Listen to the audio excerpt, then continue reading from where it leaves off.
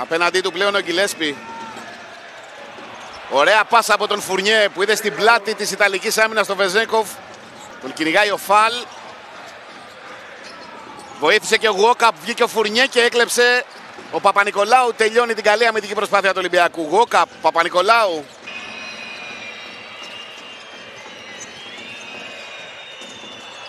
Πέρασε πολύ όμορφα την μπάλα στον Φαλ και αυτός τελείωσε τη φάση. Του φύγε για λίγο η μπάλα όσο χρειαζόταν για να την κλέψει ο Φουρνιέ.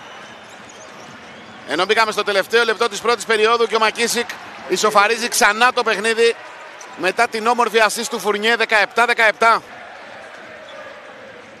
Εδώ η προηγούμενη φάση και το κλέψιμο από τον Εβάν Φουρνιέ. Μια φάση που ολοκληρώθηκε με το εύκολο καλάθι από τον Σακίλ Μακίσικ, αφού προηγουμένως ο Ολυμπιακός αλλάζει. Η μπάλα θα φτάσει στον Μίροτιτς. Μακίσικ βοήθησε τον Φουρνιέ. Ο Φουρνιέ πήρε την μπάλα μέσα από τα χέρια του Μίροτιτς και ο Ολυμπιακός φεύγει 5 εναντίον 4. Βεζέγκοφ θα τελειώσει τη φάση. Άλλη μια φοβερή πάσα από τον Φουρνιέ. Την άμυνα της ομάδας του με αποτέλεσμα ο Μίροτιτς να σκοράρει 30-24. Φουρνιέ. Πέρασε την μπάλα χαμηλά. Βεζέγκοφ και πάλι χτυπάει. Φουρνιέ.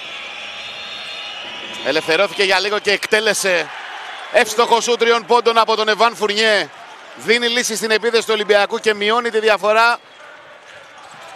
Φουρνιέ του παίρνει την μπάλα μέσα από τα χέρια και πριν προσγειωθεί εκτός παρκέτη γυρίζει στον Γκος.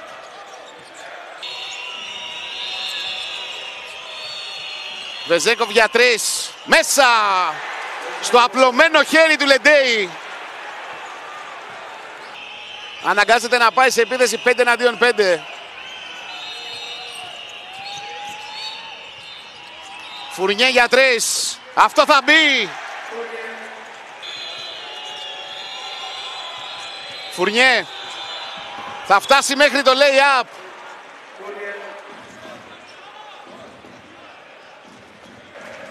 Δείτε και πάλι, άφησε πίσω του τον Κοζέρ.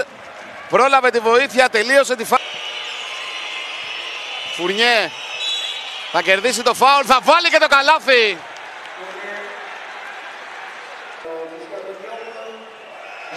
Δείτε εδώ με πόση δύναμη, με πόση θέληση προσπαθεί να δημιουργήσει ρήγματα στην Ιταλική άμυνα και το έχει καταφέρει. Φουρνιέ. Ανεβαίνει ο Πίτερς για 2 εναντίον 2. Φουρνιέ τραβιέται πίσω και εκτελεί για 3. Ασύλληπτος, απλησίαστος. Φουρνιέ. Ελεύθερος ο Πίτερς για 3. Πέναλτι ήτανε. Τρίποντο από τον Πίτερς στο συν 6 Ολυμπιακός. 74-80.